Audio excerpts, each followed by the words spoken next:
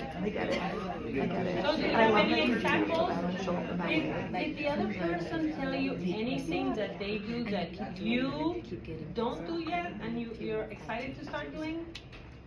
Did you get any new ideas? Yeah. Yeah. Yes? Okay. Yep. What? Yeah.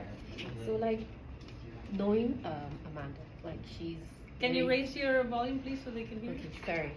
So like Amanda is a very kind person, from the office, and like she's told me about how she's, asking her kids about their day, and not just stopping at how was your day, like how creative were you, because she knows them, so she knows the kind of questions to ask that wouldn't get one syllable answers. Uh-huh. So like I'm learning like from her how to be more engaged and loving to the kids by really drilling down, Be more creative, right? Yeah. And if not, you can go into the internet. What are good questions to ask my Yeah. children when they come home from school? True. Best tool, If you don't honestly. have Amanda AI, you can go on the internet. It's so easy. If you love don't it. feel engagement Yeah. from someone, go in the internet and ask. Yeah. Or you can Facebook me or YouTube me a question. Sylvia, can you help me with this? Ask a question. I will make a video and post it for everyone. I don't have to say your name, but if you have a question, I will answer within 2 or 3 days. Yeah. Sometimes with makeup, sometimes without. Okay, and you both learned from each Yeah, other. I did actually. So one thing that Dinah said is that she's very intentional with like physical touch and those kinds of things. So when I was a kid, physical touch was always bad. Like it was in negative ways, right? So with my own kids, that's one way that I'm trying to work on showing up for them. It's very difficult for me to, like, I'm a huggy person, but I don't like cuddling. I don't like, it makes me feel icky because of my past. So she was just saying how any chance she gets, she's hugging them and loving on them, and I thought that was so beautiful, and that's something that I can learn and take from too, and just try to be more intentional with that. That's So, beautiful. yeah. Both of you. Wow, Yeah. it seems like the perfect match, right? Yep. Helping each other. That's beautiful. Thank you. I hope you all learned something from each other, and if you said the same things are working for you, then that's good too, right? But it's always good to also pay attention. Usually there's somebody at work that other people get along with better. And if you don't feel comfortable saying, hey, what are you doing so that everybody brings you coffee? If you don't feel like saying that, then you can pay attention and see how the person is behaving. What words is this person using, the tone of voice, their presence, right? And this is what we're talking about now.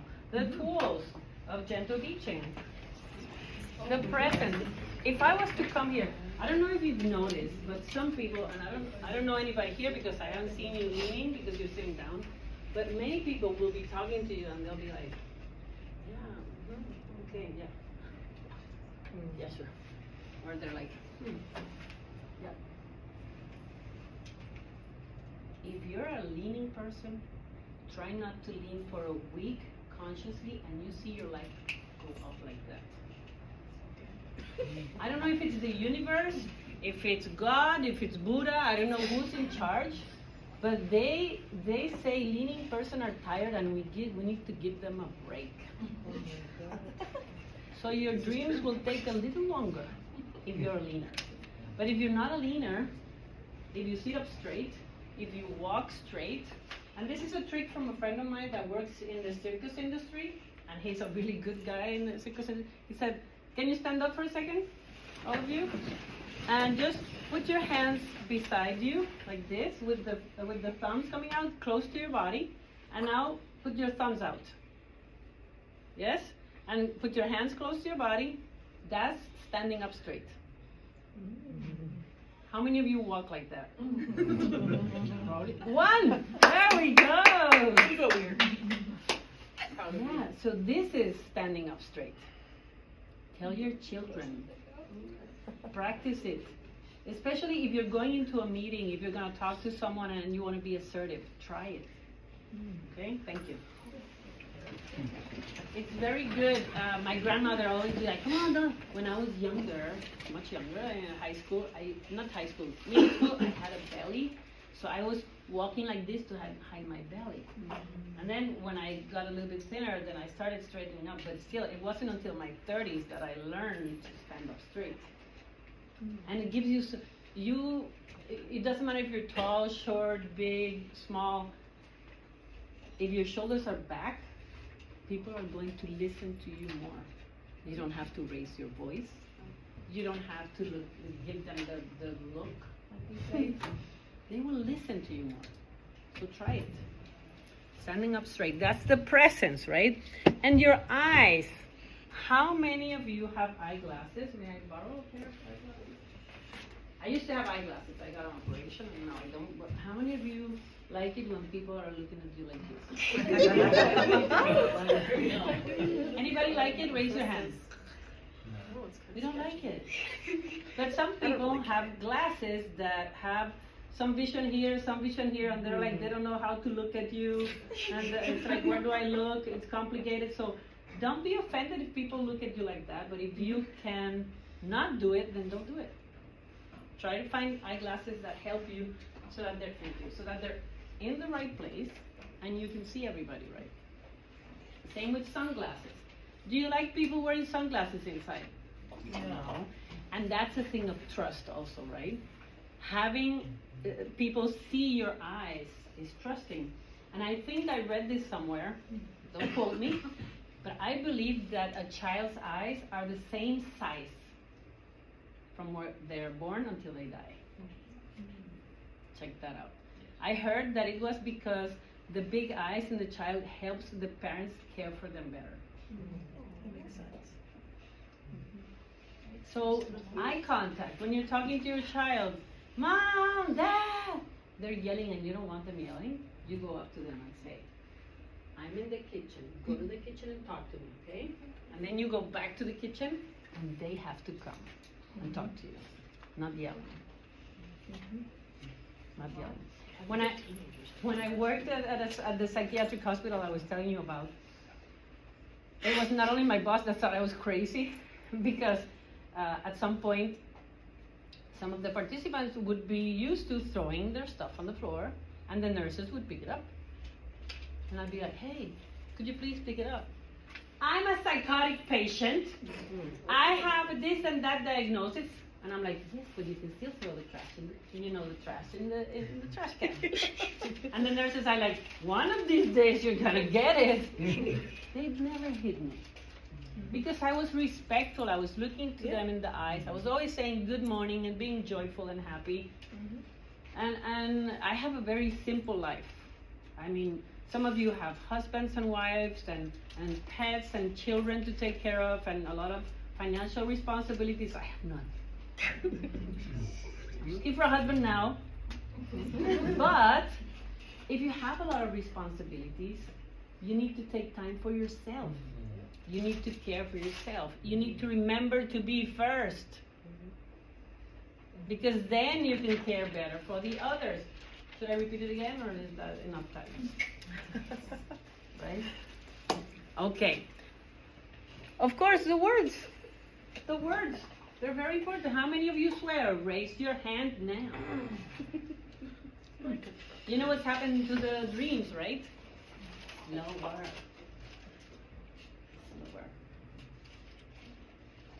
Don't look at me like that. It's not my fault. We learn swearing words from our parents, usually, right? Usually. Not all the time. But so you can blame them until you're like 19 or 20? Anybody 19, 20? No. How many of you can try to not use swearing words today? Raise your hand. All right, let's give them a round of applause, please. This is one day at a time. It's one day at a time.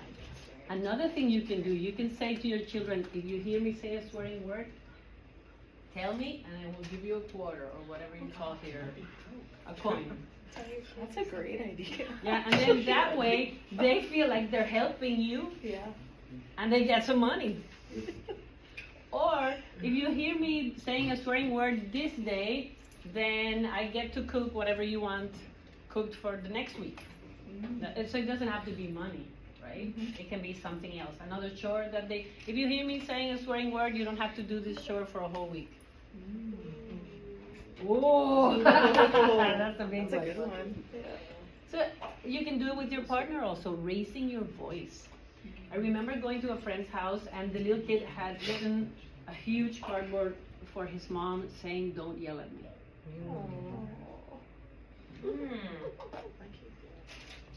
Yeah. How many of you are raising your voice at home? Anybody? Some of you? Better now, but Better now. it's been a journey. Only when. Yeah, it's good to know that you're doing it, and it's good to try not to do it. If you want your partner to be better, if you want your children to be better, if you want to have a happier life, swearing is not helping, yelling is not helping. And if you see that you're yelling too much, then go into the internet again and find ways to deal with your anxiety, frustration, bad feelings, stomachache, whatever you're going through. Find out what it is and go in the internet or ask me a question. Sylvia, how can I deal with this? And I will make a video. But this is all, it's not about making their life better. It's about making your life better. And I love that Caroline and Rosa invited me today because I love helping people. And I love helping people that help people. I love it. It's my joy. It's really exciting for me because I always want people to be happy. And I can't always do it. And one thing I was telling Tegan? One thing I was telling Tegan is that sometimes I have to say, it's none of my business. It's none of my business. You got yourself into this yourself. So we are in the caring business and we're always, I have to help, I have to help, I have to help. But if it's a family member doing the same stuff again and again, if it's a neighbor doing the same thing again and again, and you're paying for the broken plates with your time, with your health, with your money, you want to help. But who's first? Me. Excellent, you didn't say you. You are first. I am first.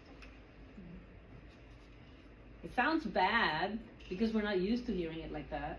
We're used to hearing you have to help, you have to help, you have to help. But who's first? Me. Huh? Me, myself, and I. Me, myself, and I. But it's not that you're not going to help the others. It's that the others have to find a way of helping themselves. And then if they can't do it, then they can come to you to ask for help.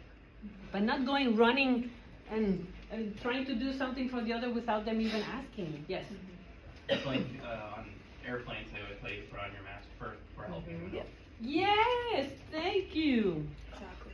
Some people have not been on airplanes, but those of you that have, yes, you put your mask on first. There were a proverb in our country saying we have to first fix the wall before making the painting. Nice. Fix the wall before fixing the painting. Yes. Excellent. Yeah, so those reminders are very good. The hands. This is very interesting. I worked with the disability population only for 4 years, but I learned so much from them, so much. And this was 10 years ago. 10 years ago. But I love it because I say we are all the population, right? We are all the population. So all of us have some kind of disability. May it be emotional, physical, intellectual, we all have one. And one that I noticed that was very good in my life, I used to give a lot of trainings, now not so much, but when I gave trainings, I like to put people in different groups, right? So that they know each other, they get to know each other, they work together usually. So why always stick with the same person? We don't feel safe. But now that you know each other a little bit better, you know other people a little bit better, you might feel safer working with them, asking for help, giving them, contributing to their workload, whatever it is. So What was I doing? Yes. I used to put people in groups, but this is how I would do it. 1, 2, 3, 4. 1, 2, 3, 4. 1, 2, 3, 4. The finger. Remember I was going to say something about the finger? Yeah. I realized that when I gave this number like that, some people were like, like if I was like hitting them or something. And I said, I'm just giving a number. What's wrong here? What's going on? And then I realized it's the finger pointing that people didn't like. So I started going 1, 2, 3, 4. 1, 2, 3, 4. I was offering a number. I was offering an opportunity instead of telling them what to do. Offering. Yeah. Can you come with me for a second? That's what you get for sitting up front. So another thing that I see a lot of people doing with their children or people they're helping is they are dragging them along. All the time. With the wrist. How does it feel? Like I'm a little kid. But it feels terrible. don't it? Yeah. It feels like, what the heck's going on? Like, where are we going? Where are we going? And sometimes they really hold it really hard even, which is worse because they don't want the child to get away. But what does the child want to do? Get away. Yeah. So I tell some parents, my child hates it. I don't have children. My child hates it when I do this. So I learned to do this. And this way, the elbow is inside. Yes, my hands are still cold. The elbow is inside. So if he or she tries to get away, I still have the other hand I can hold on to. But I'm holding his or her hand. Like this. I like more kindly. It is. And it feels safer because we're closer. I'm not grabbing you. I'm not impeding you. So you're walking with me. You see? And so I tell people, this is what I do with my child, which is a lie. Oh. Because I don't have any children, right? But it's a way of helping them. And so I said, just give them the hand. Or interlace your fingers. Interlace your fingers. It's more fun. It's kinder. It's closer. It feels safer also, right? Thank you. Oh, well, How does it feel? it feels great. Someone held my hand. So it's just little things. The hands are very important. Pointing or showing, offering. I call it the spoon hand. The spoon hand is beautiful. Please pick up those shoes and put them here because don't tell them, how many times have I told you to do that? You know? Tell them what you would like them to do and why. There is a lot more opportunity for them to do it fast and in a good mood.